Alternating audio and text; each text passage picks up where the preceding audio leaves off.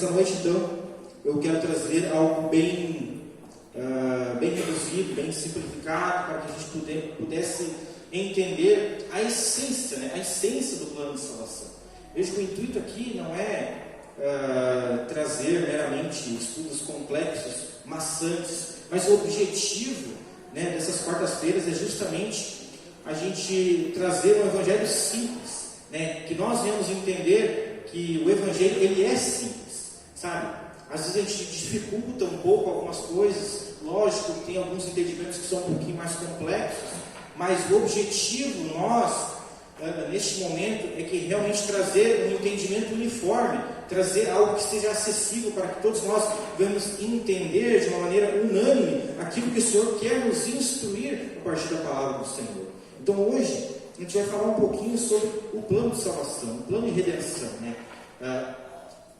Entender os conceitos e principalmente o propósito, né? As etapas que nós passamos nesse plano de salvação. É interessante a gente entender isso, porque às vezes a gente acha que simplesmente eu vir à igreja, eu ser crente, eu já estou fazendo aquilo que a Bíblia me diz para fazer, mas nós precisamos entender que o plano de Deus para a nossa salvação é um plano perfeito, e nesse plano existem algumas etapas que todos nós, como cristãos, precisamos seguir. Então hoje a gente vai falar um pouquinho sobre essas etapas. Amém? Então hoje a gente vai falar um pouquinho sobre o plano da salvação. Para iniciar, olha só, eu quero ler com você Romanos 5:8, diz o seguinte: mas Deus prova o seu próprio amor para conosco pelo fato de Cristo ter morrido por nós quando ainda éramos pecadores. Amém? Logo, muito mais agora, sendo justificados pelo seu sangue, seremos por ele salvos da ira. Amém? Então veja isso aqui interessante, né? Paulo diz que Deus ele prova o seu amor para conosco. Ele prova o seu amor para conosco, e mais do que isso, ele diz que em Cristo Jesus nós seremos justificados. Então, quando nós falamos do plano da salvação, nós entendemos que é uma maneira de Deus provar o seu amor para conosco. Nós falamos muito sobre o pecado, sobre a desobediência, sobre a separação total de Deus, que Deus é um Deus justo, ele precisa cumprir a sua justiça, mas Deus ele estabelece um plano de salvação, e aqui a palavra nos diz que esse plano é a prova que Deus nos ama incondicionalmente. Esse plano é a prova que Deus não nos esqueceu, que Deus está conosco. Então ele elabora um plano de salvação para mim e para você. E veja que Deus ele já sinaliza a salvação já logo após a queda. Nós vemos lá em Gênesis a primeira profecia messiânica, em Gênesis 3,15, o seguinte: porém, inimizade entre você e a mulher, entre a sua descendência e a descendência dela, este lhe ferirá a cabeça e você lhe ferirá o calcanhar. Então veja que interessante, a Bíblia lá em Gênesis 3 já sinaliza, né, o plano de salvação. Logo após a queda, nós vemos que Deus ele já tinha um plano de salvação para nós. Veja que as coisas não foram acontecendo, né, simplesmente por acontecer. Deus ele já tinha proposto um plano de salvação para nós. Mas veja que a Bíblia também ela é muito clara, que ela diz que o pecado ele é uma desobediência a Deus. E mais do que isso, o pecado leva à separação de Deus. Mais do que isso, a Bíblia nos diz que o salário do pecado é a morte. Ou seja, a consequência natural do pecado precisa ser obrigatoriamente a morte. Entendendo isso, nós podemos ter o raciocínio que o problema do pecado ele só se resolveria através da morte, porque o salário do pecado é a morte, a consequência do pecado é a morte. Então por isso que nós vemos no Antigo Testamento a questão dos sacrifícios, né? Algo que foi instruído pelo próprio Deus, sacrifícios de animais, sacrifícios para que a partir desse gesto os pecados fossem remidos, né? O escritor de Hebreus fala em 9:22, ele diz o seguinte: de fato, segundo a lei, quase todas as coisas são purificadas com sangue, e sem derramamento de sangue não há remissão. Olha só, sem derramamento de sangue não há remissão. Então veja que Deus deixa bem claro para o seu povo que obrigatoriamente eles teriam que ter uma cultura de sacrifícios se eles quisessem ter os seus pecados remidos. Então por isso que nós vemos a cultura do derramamento de sangue no Antigo Testamento, onde todos aqueles que queriam ter os seus pecados remidos, eles precisavam ofertar, sacrificar, mas não era qualquer sacrifício, era o seu melhor sacrifício. Veja que antigamente o sinônimo de riqueza era principalmente ter animais. Dentre esses animais nós vimos bastante o cordeiro, a ovelha, até porque esse animal era um animal muito singular naquela região. Era um animal símbolo de riqueza para quem tinha muitos cordeiros, muitas ovelhas. Então veja que quando Deus sinaliza que eles precisavam ofertar o seu melhor, o seu rebanho, nós entendemos que eles precisavam se desfazer daquilo que eles tinham de melhor, sacrificar, derramar o sangue, fazendo com que aquele animal morresse, para que os seus pecados então fossem remidos. Então por isso que nós vemos a cultura do sacrifício no Antigo Testamento. A gente se pergunta por que essa matança toda no Antigo Testamento.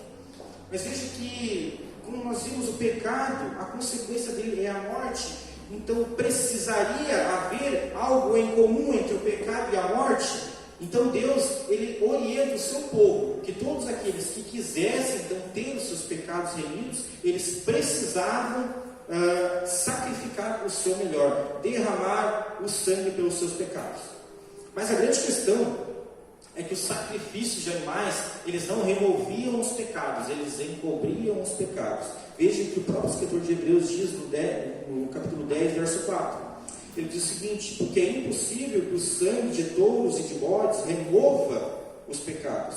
É impossível que o sangue de bodes e touros remova os pecados. Então nós vemos que os pecados, que os sacrifícios do Antigo Testamento de animais, eles não removiam pecados, eles encobriam os pecados. Por isso que nós temos o nome de propiciação.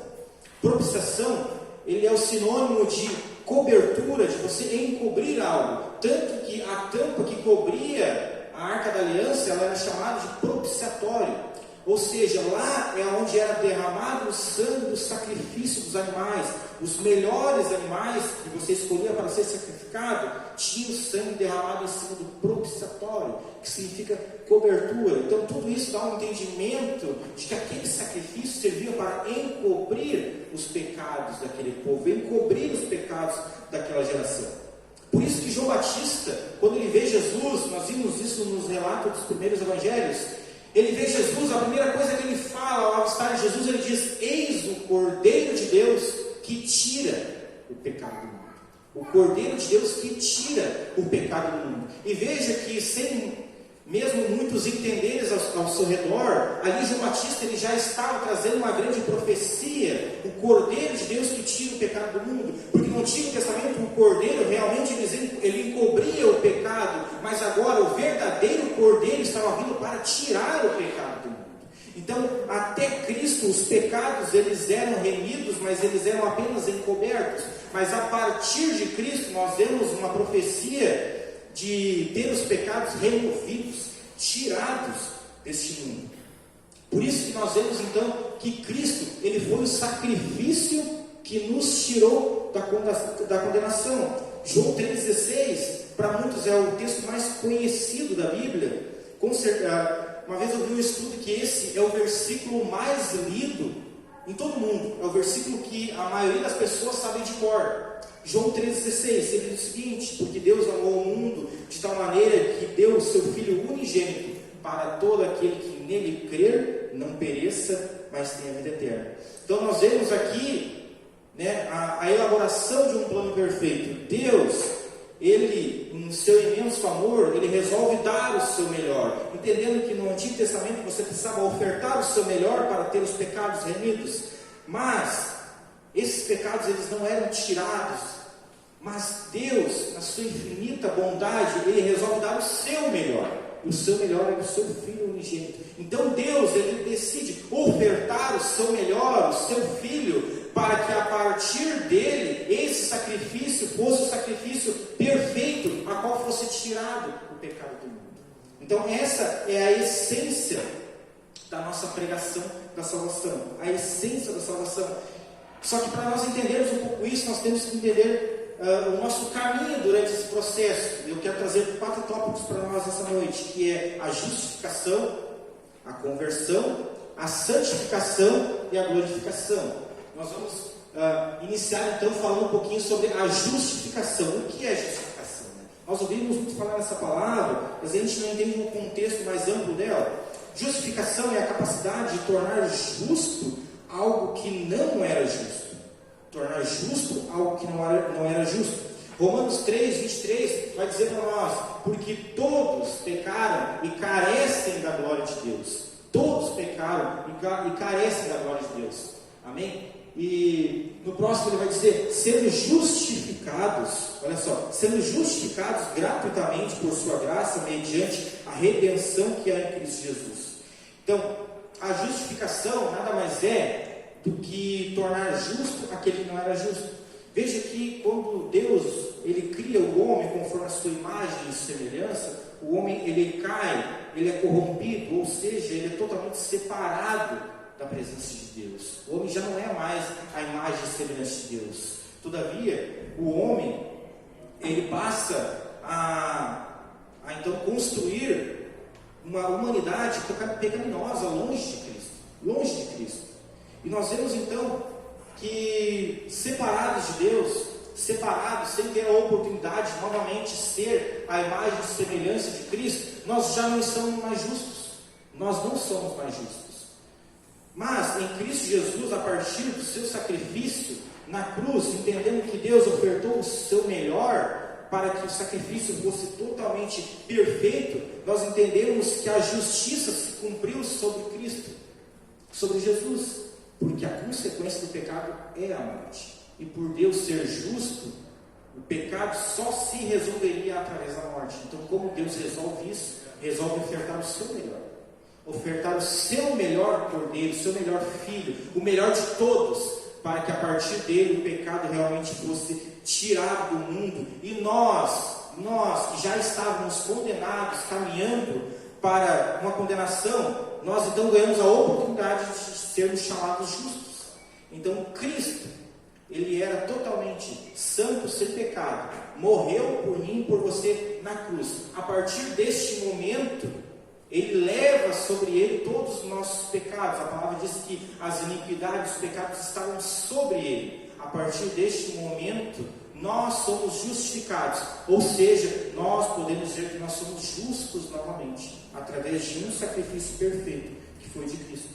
Então, justificação é nós entendermos que eu só sou justo em Cristo Jesus. Eu só posso adquirir a salvação em Cristo Jesus, porque Ele me justificou. Amém? Então, o próximo tópico é a conversão. E a conversão é aceitar e tomar posse da justificação. É aceitar e tomar posse da justificação. Amém? Eu trouxe novamente o texto de João 3,16.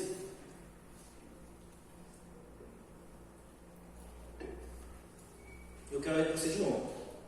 Porque Deus amou o mundo de tal maneira que deu o seu Filho unigênito. Mas olha só o que ele diz: para todo aquele que nele crer, não pereça, mas tenha vida eterna. Veja que Cristo morreu por todos. Cristo morreu para justificar a todos? Na realidade não. Cristo morreu para todo aquele que nele crer, não pereça, mas tenha vida eterna. E nós entendendo o conceito de justificação, que é somente em Cristo nós somos justificados, nós temos que entender o conceito de conversão. E conversão nada mais é de que aceitar e tomar posse dessa justificação em Cristo Jesus. É nós mudarmos de direção. A palavra conversão significa você estar indo numa rota e você decidir seguir, trilhar um outro caminho. Ou seja, todos nós estávamos caminhando pelo mesmo caminho, um caminho de separação, de perdição. Mas se nós entendermos o conceito de conversão em Cristo Jesus, nós mudamos a nossa rota e a partir deste momento nós já não caminhamos pelos nossos caminhos, os caminhos humanos, nós caminhamos pelos caminhos de Cristo, aquele que já está posto à nossa frente, a qual Ele já tem preparado para nós. Então conversão é eu entender que eu saio dos meus caminhos e começo a trilhar um outro caminho, que é o caminho de Cristo, um caminho perfeito que já está pronto para mim e para você. Conversão é eu mudar a minha rota, traçar um novo caminho em Cristo Jesus. E o maior símbolo que nós temos é o próprio batismo. Veja que interessante, que apenas duas ordenanças que o Senhor nos deixa, que é a Santa Ceia e o batismo nas águas. A Santa Ceia nós precisamos repetir continuamente, mas o batismo ele é uma vez só. Você até pode se batizar várias vezes, mas o batismo verdadeiro é aquele a qual você decide, de uma vez única, abandonar as velhas práticas e seguir uma nova vida em Cristo. Ou seja, eu morro para a velha vida e decido iniciar uma nova vida em Cristo Jesus. Por isso que o batismo ele é tão importante na vida do crente. É eu entender essa etapa, é eu me identificar com Cristo. Cristo morreu e ressuscitou. Então nós, sendo batizados, nós também simbolizamos a nossa morte para o velho homem e o nascimento para uma nova vida em Cristo. Então entender esse conceito é muito importante. Conversão é eu mudar a minha rota, a rota de perdição para a rota de salvação, a rota que já está posta à nossa frente, para que eu e você venhamos trilhar por ela. Amém? E o outro conceito, então, que eu trabalho com vocês é santificação. Esse aqui eu diria que é o principal conceito para nós entendermos nesse tempo, o conceito de santificação. Sabe, porque muitos que estão na igreja podem de repente ser novos na fé, ou muitos já são antigos na fé, mas às vezes tem algumas pessoas que têm um falso entendimento, que acham que a conversão é o final de todas as coisas. Ou seja, eu me converti em Cristo, eu aceitei a Cristo, eu descanso.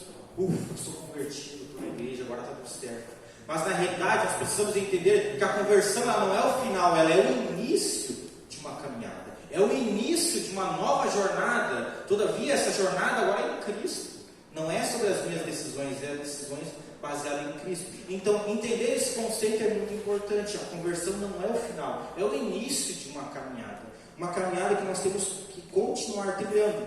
Por isso que a santificação ela é um processo, ela é um processo que nós devemos passar até o dia do Senhor. Até o dia da volta do Senhor nós estaremos passando pelo processo de santificação. Veja que Paulo fala em Romanos 6:22, ele diz: agora porém, libertos do pecado, transformados em servos de Deus, o fruto que vocês colhem é para a santificação, e o fim neste caso é a vida eterna. Então veja que Paulo, ele diz que após nós sermos libertos do pecado, nós continuamos trabalhando, continuamos o nosso processo, e os frutos que nós venhamos colher a partir disso devem ser para a nossa santificação, sinalizando que a santificação é um processo. A conversão é o início, e após a conversão, que eu decidi trilhar um caminho com Cristo, começa o meu processo de conversão. Como Paulo diz, libertos do pecado, agora todo o fruto que eu vou colher é para a minha santificação. Ou seja, todas as atitudes que eu vou tendo precisam ser atitudes condizentes com o Evangelho, atitudes que vão me trazer frutos para a minha santificação. Ou seja, mesmo eu entendendo que eu já sou convertido, eu posso não estar trabalhando a santificação na minha vida, ou eu posso então estar plantando o que não é para ser plantado e consequentemente colhendo frutos que não são para a santificação. Então nós escolhemos, como a palavra diz em Deuteronômio, que é nos posto todos os dias a escolha entre a bênção e a maldição, a vida e a morte, e nós devemos escolher a vida, nós devemos escolher a bênção. Então isso nos dá uma base para entendermos que o nosso processo de santificação é um processo para que haja frutos, e que esses frutos continuamente nós venhamos colher, e que esses frutos sejam para a nossa santificação. Ou seja, nós precisamos, como os cristãos, entender que nós estamos em processo. Não é porque eu sou cristão, não é porque eu estou na igreja, não é porque eu faço algo, não é porque de repente na igreja, hierarquicamente eu tenho uma posição elevada. Não, eu preciso entender que eu estou no meu processo de santificação. Você está no seu, o seu irmão está no dele. Cada um de nós está no nosso processo. Então você precisa entender isso, irmãos. Cada um de nós está trilhando o seu processo de conversão, que só se dará fim no dia da volta do Senhor. E Paulo também diz que a santificação, ela também é um aperfeiçoamento. Olha só que interessante. A santificação, ela é um aperfeiçoamento em Cristo. Quando ele escreve a sua segunda carta aos Coríntios, no capítulo 7, ele diz o seguinte: Portanto, meus amados, tendo tais promessas, purifiquemos de toda a impureza, tanto da carne como do espírito, aperfeiçoando a nossa santidade no temor de Deus. Aperfeiçoando a nossa santidade no temor de Deus. Então Paulo nos diz também que a santificação, ela é para nos aperfeiçoar como cristãos. A partir do momento que eu aceito Cristo na minha vida, que eu entendi o conceito de justificação nele, eu mudei as velhas práticas, comecei a trilhar para ficar caminho, eu começo então no processo de colher bons frutos para a minha santificação, e essa santificação vai me trazer um aperfeiçoamento em Cristo. Esse aperfeiçoamento vai me fazer, primeiramente, ser um cristão melhor, primeiramente, entender o conceito de ser cristão, ser um verdadeiro cristão. Depois eu entendo que eu preciso também ser um bom esposo, ser um bom pai, eu preciso ser um bom líder, ser um bom liderado, entendeu? Então a santificação, ela nos aperfeiçoa a partir do Espírito Santo em nossa vida, a partir dos seus dons, a partir do fruto do Espírito Santo sendo trabalhado dentro de nós, nós começamos a ser aperfeiçoados em Cristo. E a palavra diz que nós só seremos perfeitos no dia da glória do Senhor. Mas enquanto esse dia não chegar, nós devemos continuar esse processo de santificação. E por que nós precisamos, continuamente estar nos aperfeiçoando? Porque nós entendemos que nós estamos no processo da salvação. E a salvação é pela graça, não é por obras. Ou seja, não depende do que eu faço ou do que eu deixo de fazer. A salvação é meramente pela graça. Todavia, até ser consumado o fim dos tempos, nós estaremos em um mundo onde a palavra diz que este mundo jaz o maligno. Paulo fala aos Coríntios, também no capítulo 9, ele diz o seguinte: mas eu esmurro o meu corpo e reduzo a escravidão, para que eu mesmo tenha pregado a outros, e não venha eu ser desclassificado. Amém? Eu não venha ser desqualificado. Então, nós entendemos que eu estou no meu processo, e nesse processo eu preciso ser coerente com aquilo que eu processo, com a minha fé. Se eu aceitei a Cristo, eu preciso realmente plantar e colher bons frutos, e que esses frutos precisam ser para mim e para a sua santificação. Porque quando nós estivermos nesse mundo, nós estaremos sujeitos às tentações da carne, às tentações desse mundo. Nós estaremos sujeitos às tentações desse mundo. Então, entender o conceito de santificação é entender que a santificação é eu dar lugar à nova natureza de Cristo em minha vida. Entender que a santificação é eu deixar de lado a minha natureza antiga, as velhas práticas, e entender que a natureza do reino agora faz parte da minha vida. E eu estando no processo de santificação, é eu não deixar que o velho homem venha a me corromper novamente, que as velhas práticas venham a me corromper novamente. Por isso que eu e você precisamos estar no processo de santificação. Senão, com certeza, nós temos uma grande tendência em voltar para trás e deixar as velhas práticas voltarem a tomar conta de nós. Então, santificação, irmãos, é até o dia do Senhor. Nós entendemos que nós precisamos todos os dias deixar a natureza de Deus realmente reinar sobre a minha vida, deixar que a natureza de Deus governe sobre a minha vida, sobre a minha casa, sobre o meu casamento, sobre o meu lar. É eu não dar espaço para as coisas do inimigo, é eu entender que Cristo já fez tudo por mim e por você. O que nós precisamos fazer é apenas seguir o caminho ao qual Ele já trilhou para mim e para você. Mas nós só conseguimos realmente alcançar esse caminho de salvação com excelência, tendo um relacionamento, construindo um relacionamento com Deus. Sem construir um relacionamento com Deus não é possível. E eu digo construir, porque muitas vezes o nosso relacionamento com Deus, às vezes não é do dia para a noite, sabe? É uma construção, é todos os dias eu me esforçando para buscar ter um relacionamento com Deus. Até que chegue um momento a que esse relacionamento com Deus já seja a minha rotina, já não seja mais um peso, já não seja mais um sacrifício. É algo normal, é uma rotina para mim, é prazeroso, se torna parte da minha vida. Por isso que nós precisamos construir um relacionamento saudável em Cristo Jesus, entendendo que a santificação é um processo, não é o final. A conversão não é o final. Não importa se você tem um mês de conversão ou se você tem 10 anos de conversão, você está no processo. Você precisa realmente continuar trilhando o seu processo de aperfeiçoamento em Cristo. Amém? E o último ponto, então, é a glorificação. A glorificação significa voltar à essência da criação.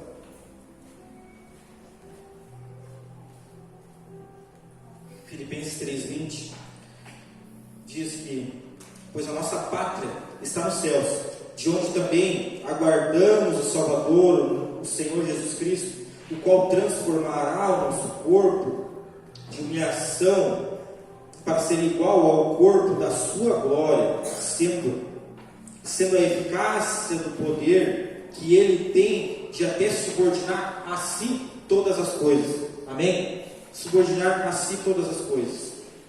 Então a glorificação, sabe? Para a gente entender um pouco sobre esse conceito, a gente precisa entender um pouco o conceito de ressurreição em Cristo.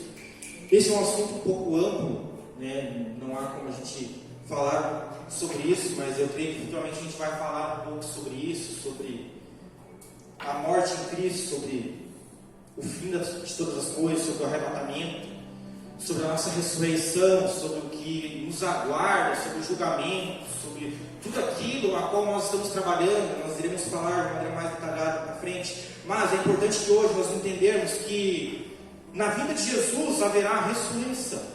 Haverá uma ressurreição. E todos aqueles que herdarão o reino de Deus, eles terão seus corpos glorificados. Ou seja, terão seus corpos perfeitos, física, mentalmente, espiritualmente. Olha só que interessante. Deus, lá em Gênesis, diz que Deus criou o homem à sua imagem e semelhança, um ser perfeito. Um ser perfeito que era para reproduzir outros seres perfeitos. Todavia, o homem caiu, foi separado de Deus, não é mais perfeito. Agora nós entendemos, no último ponto, na glorificação, que o propósito de Deus vai culminar em exatamente nós retornarmos à essência, que é sermos perfeitos. Então, nós éramos para ser perfeitos, caímos, estávamos longe da presença de Deus. Agora, na vida do Senhor, aqueles que realmente herdarem o reino dos céus, voltarão à essência, ou seja, voltarão a ser perfeitos. Ser perfeitos nele. E é perfeito de corpo, de alma, de espírito, de mente. Um ser perfeito. A palavra nos diz isso, que nós teremos o nosso corpo glorificado.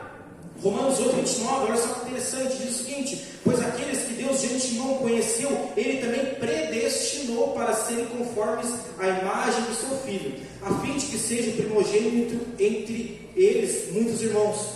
E olha só, ele diz o seguinte: aos que predestinou, a esses também chamou, e aos que chamou, esses justificou, e aos que justificou, esses glorificou. Então, a essência, irmãos, é nós entendermos que a nossa essência é voltar a ser semelhança de Deus, ser a imagem e semelhança de Deus, sermos seres perfeitos. E eu não sei você, mas todos nós deveríamos continuamente ter essa ansiedade dentro de nós, ansiarmos em voltarmos à nossa essência, em voltarmos em sermos perfeitos. Entenda isso, irmãos. Essa nossa passagem, essa breve passagem aqui na Terra, é um processo a ser seguido, um processo difícil, sabe? Um processo que muitas vezes não causa dor, mas é um processo recompensador, porque nós vemos que se nós passarmos por esse processo, formos aprovados, nós seremos perfeitos novamente, perfeitos de corpo e alma. Nós viveremos um novo propósito com Cristo, e todos nós devemos ansiar nisso. As pessoas muitas vezes acham que essa vida eu posso levar de qualquer maneira, porque a partir do momento que eu morrer, acabou. Morri, acabou. Mas não é assim, irmãos. Sabe, o conceito de pós-morte é o conceito que as três religiões monoteístas, né, o islamismo, o cristianismo e o judaísmo, eles creem nisso. Veja só, é um ponto que ninguém discorda. Há uma justiça a se cumprir. para os que serão salvos e os que serão condenados. Ninguém discorda disso. Amém? Outros pontos, lógico que há muitas diferenças, mas esse ponto ninguém discorda, irmãos, porque esse ponto é um ponto chato para nós entendermos. A partir do momento que nós morrermos, não vai acabar, vai começar uma nova jornada. E eu quero te perguntar, qual jornada você quer começar? Porque todos nós, veja bem, todos nós viveremos eternamente. Todos nós seremos ressuscitados.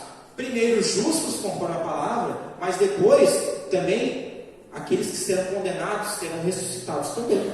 Sabe por quê? Porque os condenados serão condenados de corpo, alma, espírito, mente, eternamente. Por quê? Porque Deus é justo. Deus é justo, Ele está nos dando agora a oportunidade de retornarmos à essência, de sermos perfeitos. Quando Cristo andou na terra, Ele estava no seu corpo glorificado, corpo perfeito, não se limitava a tempo, espaço, não tinha fome, Ele podia estar em todos os lugares, Ele sabia de todas as coisas. Irmãos, o nosso corpo será assim, nós seremos perfeitos no reino dos céus. Nós não vamos nos limitar ao tempo e espaço, nós não teremos necessidade de nada, nem física, nem mentalmente. A palavra diz que haverá uma alegria tão imensa todos os dias. E eu quero que você pense aí qual foi a maior alegria da sua vida, seja um nascimento, um casamento, né, uma grande conquista na sua vida. Imagina que todos os dias, a palavra nos diz, na eternidade haverá uma alegria imensamente maior que essa, todos os dias. Uma alegria que excede o nosso entendimento neste momento, porque nós seremos perfeitos, nós não seremos, né, muitas vezes as pessoas têm uma falsa ideia, que lá no reino dos céus nós vamos ficar lá só, né, com as nossas asinhas gritando santo, santo, santo a eternidade. Não, irmãos, nós teremos nosso corpo perfeito, nós estaremos participando de um novo propósito, um propósito perfeito do Senhor. E ainda mais que isso, algo que me anseia bastante, é que Paulo diz que assim como Deus nos conhece, na eternidade nós conheceremos a Deus. Imagina só, Deus nos conhece desde a fundação dos tempos, Ele conhece todo o propósito, e assim como Deus o conhece, nós também o conheceremos. Ou seja, tudo aquilo que hoje nós temos dúvidas, nós conheceremos. Deuteronômio nos fala que as coisas reveladas são para o homem, mas as coisas encobertas para Deus. Eu quero dizer para você, se nós realmente alcançarmos a nossa perfeição, nós saberemos quais são as coisas encobertas, porque nós conheceremos a Deus, assim como Ele nos conhece.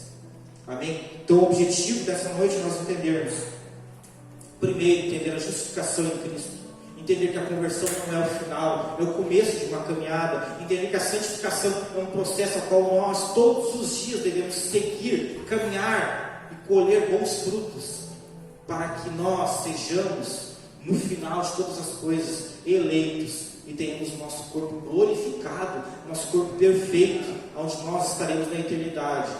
Nós devemos ansiar por isso, irmãos. O nosso tempo aqui na terra é um tempo minúsculo.